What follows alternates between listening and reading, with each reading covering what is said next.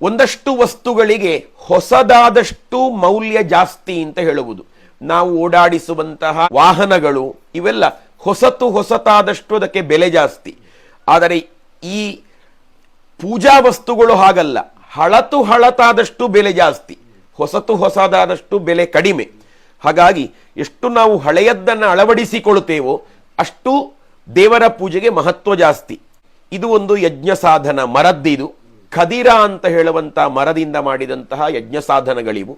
ಇವಕ್ಕೆ ಸೃವೆ ಅಂತ ಹೇಳುವುದು. ಹಿಂದಿನ ಕಾಲದಲ್ಲಿ ರಾಜರುಗಳೆಲ್ಲ ಆಸ್ಥಾನ ವಿದ್ವಾಂಸರುಗಳಿಗೆ ಚಿನ್ನದ್ದನ್ನು ಕೊಡ್ತಾ ಇದ್ರು, ಬಂಗಾರದ ಸುರುವೆ ತಟ್ಟೆ ಅಂತ ಹೇಳಿದ್ರು. ಇದು ಮರದ್ದು ಬಂಗಾರದ ಸುರುವೆ ತಟ್ಟೆಯನ್ನ ಕೊಡ್ತಾ ಇದ್ರು. ಇದನ್ನು ಹಿಡಿಲಿಕ್ಕೆ ಅಧಿಕಾರ ಅಂತ ಇರುತ್ತದೆ.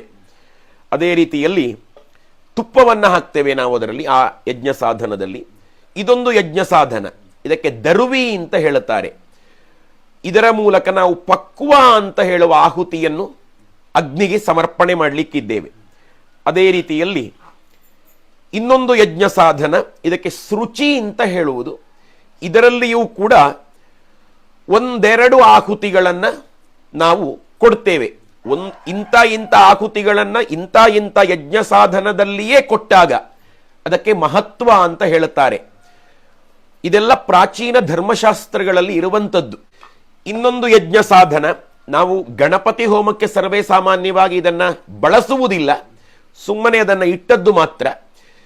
ಇದಕ್ಕೆ ಪ್ರಣೀತಾ ಪಾತ್ರ ಅಂತ ಹೇಳುವಂಥದ್ದು. ಈ ಪ್ರಣೀತಾ ಪಾತ್ರದಲ್ಲಿ ನೀರನ್ನು ಹಾಕಿ ಆ ನೀರಿಗೆ ಪೂಜೆಯನ್ನ ಮಾಡಿ ನಾವು ಹೋಮದ ನಂತರ ಅದನ್ನು ಪ್ರೋಕ್ಷಣೆ ಮಾಡಿದರೆ ನಮ್ಮ ಶರೀರ ಶುದ್ಧ ಆಗುತ್ತದೆ ಅಂತ ಹೇಳುತ್ತಾರೆ. ಅದಕ್ಕಿರುವಂತಹ ಪಾತ್ರ ಪ್ರಣೀತಾ ಪಾತ್ರ. ಅದೇ ರೀತಿಯಲ್ಲಿ ಇನ್ನೊಂದು ಯಜ್ಞ ಸಾಧನ, ಇದಕ್ಕೆ ಪ್ರೋಕ್ಷಣೀ ಪಾತ್ರ ಅಂತ ಹೇಳುವಂಥದ್ದು. ಈ ಪ್ರೋಕ್ಷಣೀ ಪಾತ್ರದ ನೀರಿನಿಂದ ನಾವು ಈ ಯಜ್ಞ ಪರಿಕರಗಳನ್ನು, ಉಳಿದ ಪರಿಕರಗಳನ್ನೆಲ್ಲ ಶುದ್ಧ ಮಾಡ್ತೇವೆ. ಈ ನೀರನ್ನು ತಳೆದರೆ ಯಜ್ಞದ ಸಾಧನಗಳೆಲ್ಲ ಶುದ್ಧ ಆಗ್ತವೆ ಅಂತ ಹೇಳುವುದನ್ನು ನಮ್ಮ ಋಷಿಮುನಿಗಳು ಹೇಳಿದ್ದಾರೆ. ಅಂತಹ ಯಜ್ಞ ಸಾಧನ ಇದು. ಅದೇ ರೀತಿಯಲ್ಲಿ ಚರುಸ್ಥಾಲಿ ಅಂತ ಹೇಳಿ ಅಷ್ಟದ್ರವ್ಯವನ್ನ ನಾವು ಹಾಕುವಂತಹ ಪಾತ್ರೆ. ಇದಕ್ಕೆ ಸ್ಫ್ಯಾ ಅಂತ ಹೇಳುವುದು. ಇದೊಂದು ಯಜ್ಞ ಸಾಧನ. ಈ ಸ್ಫ್ಯಾದ ಮೂಲಕ ನಾವು ಭೂಮಿಯನ್ನು ಅಗತೆ ಮಾಡಿ ಹೊಂಡ ಮಾಡಿ ಆ ಜಾಗವನ್ನು ಶುದ್ಧ ಮಾಡಬೇಕು ಅಂತ ಲೆಕ್ಕ. ಯಾವಾಗಲೂ ಕೂಡ ದೇವರ ಪೂಜೆಯನ್ನು ಮಾಡುವಾಗ ಒಂದು ಕಾಲಕ್ಕೆ ಮಹತ್ವ ಕೊಡ್ತೇವೆ. ನೋಡಿ, ಇದು ಬೆಳಗಿನ ಹೊತ್ತು, ನಾವು ಮಧ್ಯಾಹ್ನದ ಹೊತ್ತು, ಮಧ್ಯಾಹ್ನ ನಂತರ, ಊಟ ಆದ ನಂತರ ಎಲ್ಲ ಯಜ್ಞವನ್ನ ಮಾಡುವುದಿಲ್ಲ. ಅದಕ್ಕೊಂದು ಕಾಲ ಅಂತ ಇರುತ್ತದೆ. ಆ ಕಾಲ ಶುದ್ಧ ಆಗಿರಬೇಕು ಅಂತ, ಯಜ್ಞದ ಫಲ ಬರಬೇಕು ಅಂತಂದರೆ. ಎರಡನೆಯದ್ದು ಕಾಲ ಮಾತ್ರ ಅಲ್ಲ, ಜಾಗವೂ ಶುದ್ಧ ಆಗಬೇಕು. ನಾವು ದೇವರನ್ನು ಎಲ್ಲಿ ಪ್ರತಿಷ್ಠಾಪಿಸ್ತೇವೆ ಅಂತ ಹೇಳುವಂಥದ್ದು ಬಹಳ ಮುಖ್ಯ. ಯಾವ ಜಾಗದಲ್ಲಿ ಪ್ರತಿಷ್ಠಾಪನೆ ಮಾಡುತ್ತೇವೆ ಅಂತ ಹೇಳುವಂಥದ್ದು ಬಹಳ ಮುಖ್ಯ. ಈಗ ರಾಮದೇವರನ್ನು ಎಲ್ಲಿ ಬೇಕಿದ್ರೂ ಪ್ರತಿಷ್ಠಾಪನೆ ಮಾಡಬಹುದಿತ್ತು, ಆದರೆ ಅಯೋಧ್ಯೆಯಲ್ಲಿಯೇ ಪ್ರತಿಷ್ಠಾಪನೆ ಮಾಡುತ್ತೇವೆ ಅಂತಂದರೆ ಅದಕ್ಕೆ ಮಹತ್ವ ಜಾಸ್ತಿ. ಅದೇ ರೀತಿಯಲ್ಲಿ ಒಂದು ಯಜ್ಞವನ್ನು ಮಾಡುವಾಗ ಜಾಗ ಶುದ್ಧ ಮಾಡಬೇಕಾಗುತ್ತದೆ. ಆ ಜಾಗವನ್ನ, ಭೂಮಿಯನ್ನ ಶುದ್ಧ ಮಾಡುವುದಕ್ಕೆ ಈ ಸ್ಫ್ಯಾ ಅಂತ ಹೇಳುವುದನ್ನು ನಾವು ಬಳಸ್ತೇವೆ. ಅದೇ ರೀತಿಯಲ್ಲಿ ಬೇರೆ ಬೇರೆ ಹರಿವಾಣ, ಕೌಳಿಗೆ, ಸಕ್ಕಣಗಳು ಇವೆಲ್ಲ ಇಲ್ಲಿ ನೀವು ಕಾಣ್ತಾ ಇದ್ದೀರಿ.